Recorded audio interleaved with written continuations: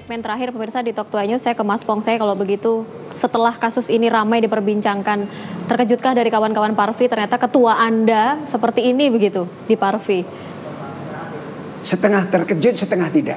Kenapa? Kok hanya setengah-setengah begitu? Saya hanya pesan saja, 2 pesan terhadap sesama rekan artis. Kalau yang sudah disebut artis, pasti sudah populer. Ya. Populer bisa jadi idola. Nah, kalau jadi idola, hendaknya berhati-hati karena ini jadi panutan, jadi contoh. Udah tahu barang haram, nggak usah lagi konsumsi. Tidak usah dicoba-coba? Nggak usah coba-coba. Saya juga di Granat, saya juga di Gepenta. Jadi saya kalau ceramah narkoba, nggak panjang lebar. Itu barang haram, udah stop, nggak usah dikonsumsi.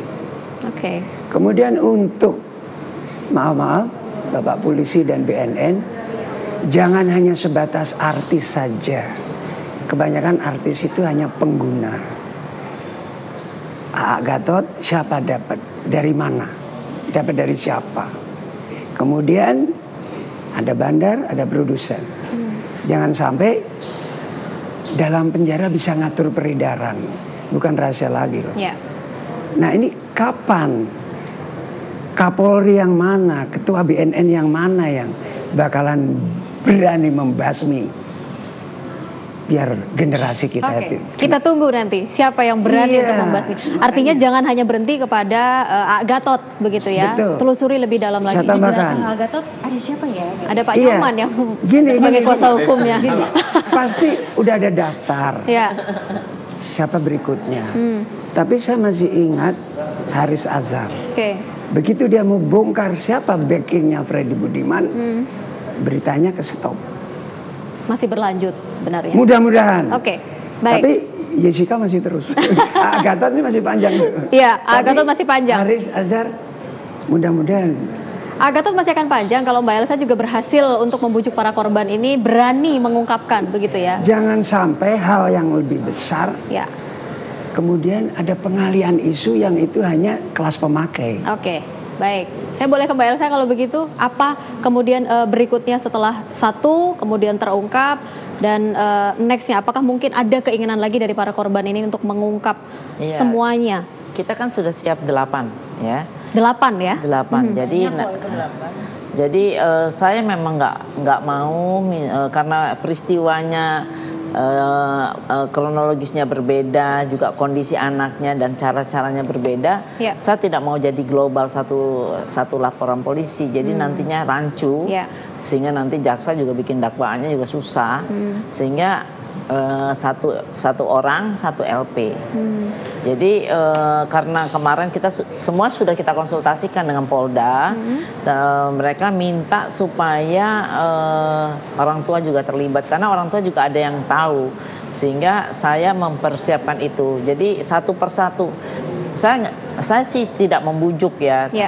Saya memberikan satu kepercayaan diri bahwa tidak akan terjadi dan polisi maupun dari KPAI akan semua masyarakat akan melindungi, akan memprotek mereka. Jadi nggak perlu takut karena mereka datang dengan kemauan sendiri. Saya juga nggak mengenal mereka sebelumnya. Mbak Elsa, boleh saya konfirmasi begitu kepada Anda, benarkah ada cerita begitu yang disampaikan kepada para korban ini bahwa Gatot memiliki ilmu tertentu begitu supaya mereka juga tidak khawatir, kemudian supaya juga mereka merasa menjadi aman? Adakah cerita-cerita seperti itu sebenarnya? Cerita yang goib-goib banyak.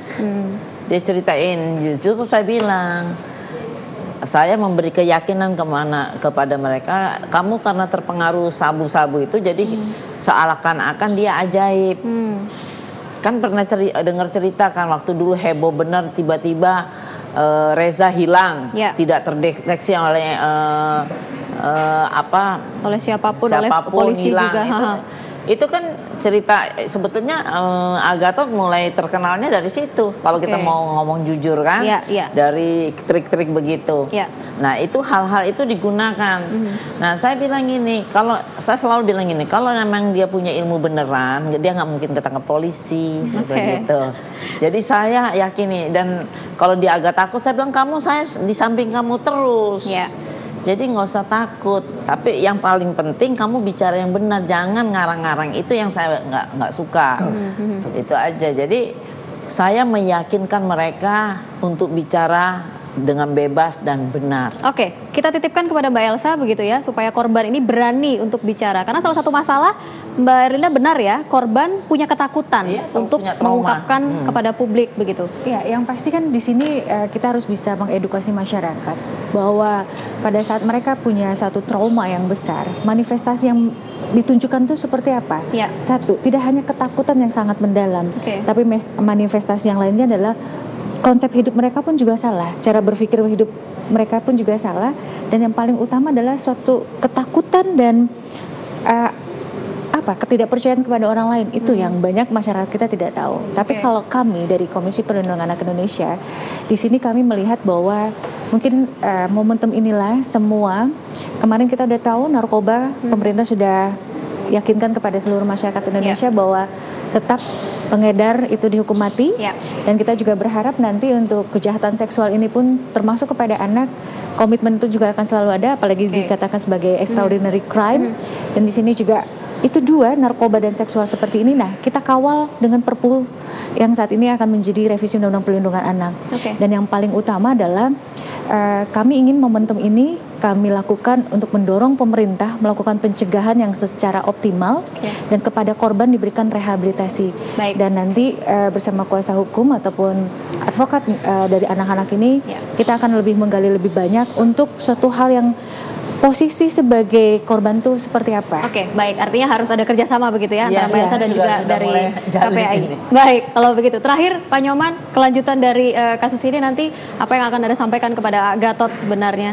Sementara kan dalam kasus yang dilaporkan oleh Bu Elsa ini kan Pak Gatot ini sebagai bolehlah kita katakan posisinya sebagai terlapor tahap awal, sehingga kita kan hanya sifatnya menunggu, defensif dulu. Artinya pihak pelaporlah yang lebih banyak membuktikan suatu kejadian, sehingga memenuhi unsur untuk memanggil Gatot. Lagi bekerja keras Bu Elsa. Lagi bekerja sampai nanti akhirnya statusnya jadi tersangka lagi gitu ya. Kasus yang lain ya. Mudah-mudahan terlapor terus. Kan belum dapat kuasa yang itu. Belum. Artinya Anda juga belum mendapatkan cerita sepenuhnya begitu ya dari Gatot juga. Baik, kita masih nantikan seperti apa kelanjutan dari Gatot Brajamusti ini sendiri, karena memang masih ada pelaporan-pelaporan lain dari para korban, dan kalaupun memang misalkan benar begitu ya kejadiannya, tentu ini menjadi pelajaran tertentu untuk kita sebagai masyarakat. Terima kasih Mbak Elsa, Mbak Erlinda, kemudian Mas Pong dan juga Pak Nyoman sudah hadir pada malam hari ini. Kita tuntaskan kasus ini supaya tidak ada lagi korban berikutnya begitu ya. Dan pemirsa, saya Rizky Enda harus pamit di hadapan Anda, dan kami tidak lupa untuk ajak Anda mendukung program iNews Petang dan juga live event 70 tahun Penjaga Langit Nusantara dalam Panasonic Gobel Awards 2016. Tata caranya sudah ada di layar televisi Anda. Kami ajak Anda untuk memberikan dukungan terhadap dua program kami. Saya Rizky Enda pamit, terima kasih, selamat malam.